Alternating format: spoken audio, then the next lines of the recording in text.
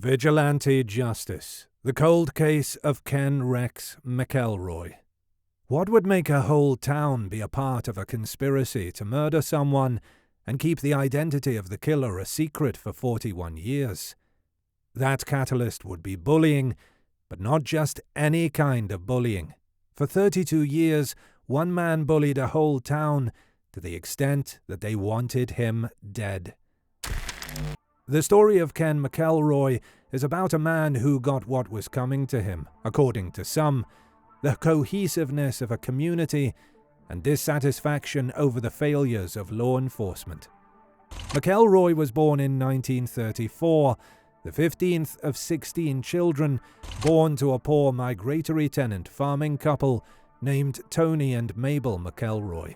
Tony and Mabel had traveled between Kansas and the Ozarks, between settling outside of the town of Skidmore.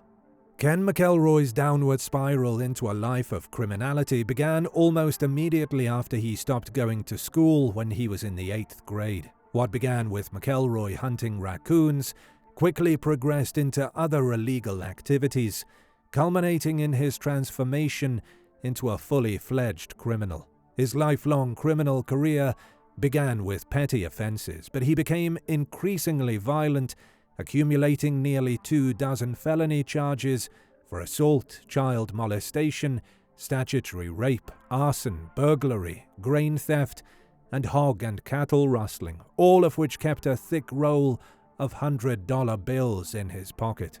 McElroy fathered over 10 children with a variety of women. Trina McLeod, who was 12 years old and in the 8th grade when they met, was his final marriage. McLeod was frequently raped by him. The parents of the 12-year-old first protested the union, but when McElroy burnt down their home and shot the family dog, they ultimately consented to the marriage. She got pregnant at the age of 14, quit school in 9th grade, and moved into a house with McElroy and his second wife, Alice. McElroy divorced Alice and married Trina to avoid statutory rape accusations, for which she was the only witness. Trina and Alice fled to Trina's mother and stepfather's residence 16 days after Trina gave birth to their daughter. According to court documents, McElroy hunted them down and returned the women to his house. Afterwards, when Trina's parents are out, he returned to her parents' home and again killed the family dog and burnt down the house. McElroy was a dark-skinned, physically menacing man who weighed over 270 pounds and stood over 6 feet tall, with thick black eyebrows and bushy sideburns. He certainly had the physique and presence that scared a whole town into his submission. Harry McLean, a Colorado lawyer and author, lived intermittently with a prominent Skidmore farm family for 5 years, while researching in broad daylight a New York Times bestseller about McElroy's life and death. Described McElroy as being as vicious as he appeared, but there was more to his savage demeanor. He was very cunning, McLean said. He knew which people to pick on, the weak people, and he followed through on his threats just often enough to make people believe he was going to do what he said he was going to do. He had a legendary status, and it all got to be bigger than he was. Somebody would hear his name, and the legend grew bigger. When he got off on a trial, it grew even bigger. It went beyond just hammering people and being mean-spirited. He neutralized an entire criminal justice system.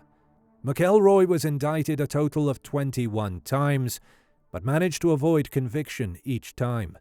Frequently, witnesses changed their minds about testifying before trials started, and if a case did go to trial, a jury may discover a rattlesnake in his or her mailbox, according to a resident. One Skidmore resident said that Gene McFadden, McElroy's nickel-slick attorney from Kansas City, would get Ken off every time. When a few cattle or pigs went missing during the night, or when gas cylinders used to power farm equipment were notably emptier, livestock owners turned a blind eye. The very mention of his surname induced anxiety, if not outright fear. Parents guided their children away from him when they encountered him on the street, particularly their daughters. It came down to self-preservation for the townsfolk. The retaliation from McElroy would be harsh. Few were ready to take the chance of calling the sheriff to report his threats, not that it would have done much help, since police enforcement feared him as well. McElroy evaded prosecution and conviction for a variety of offences for the most part.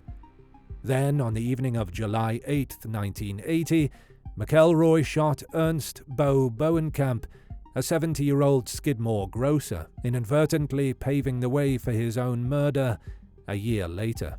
What angered McElroy and placed the local grocer in his sights was a minor mistake. Trina McElroy informed her husband in April 1980 that a cashier at the Bowenkamp's business had accused their 4-year-old daughter of stealing candy. It was a misunderstanding, but it made the Bowenkamp's life unbearable for many months.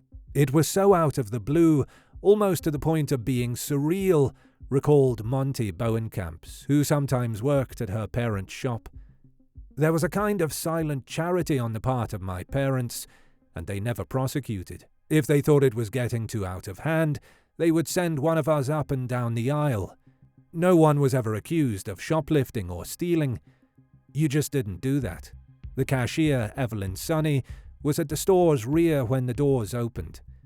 Someone forewarned her, "You're about to meet Ken Rex McElroy."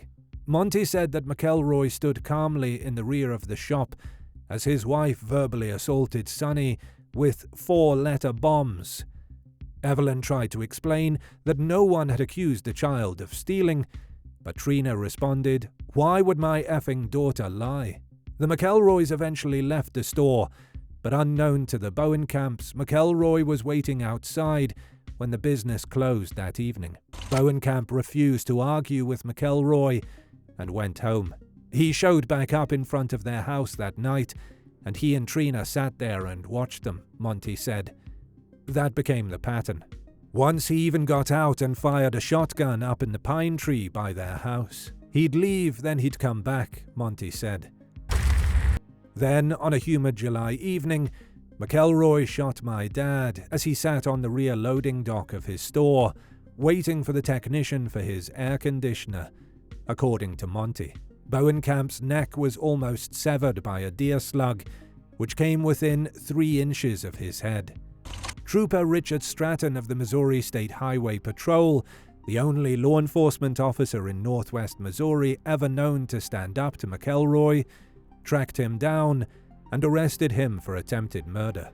After spending the night in prison and posting bail, he returned to the D&G bar and pool hall and occupied his normal seat. In the months before the trial of McElroy, the Bowenkamps and Sonny, the cashier, slept terrified, awoke terrified, and took every breath in dread. They slept in turns, with a family member or acquaintance keeping watch over the street where they lived. There were so many nights Dad couldn't go out and mow the yard or water the flowers because there was a truck parked down the street, and they were watching the house, Monty said. McElroy would just sit and glower at you, just stare at you, and you'd never know what he was thinking. In the summer of 1981, a jury found McElroy guilty of second-degree assault, his first conviction for a crime. In fact, they only suggested he serve no more than 2 years in prison. McElroy evaded prison on an appeal bond and could stay free until he completed his appeals, allowing him to torment his victims with the painfully obvious fact that he would never go to prison. As the author, McLean, and others have recalled, the following day McElroy showed up to the D&G bar and pool hall with a rifle with a bayonet in violation of his bail and threatened to kill the Bowenkamps. Witnesses who saw McElroy carrying the firearm provided the county prosecutor with the facts necessary to pursue a bail revocation hearing. The citizens formed a caravan to accompany the witnesses to the hearing in order to both protect them and show their solidarity. McFadden, McElroy's attorney, managed to somehow postpone the hearing. That was the last straw, McLean said. That was the last failure of criminal justice. The community was furious. On the morning of July 10, 1981, dozens of people gathered at the Skidmore American Legion Hall.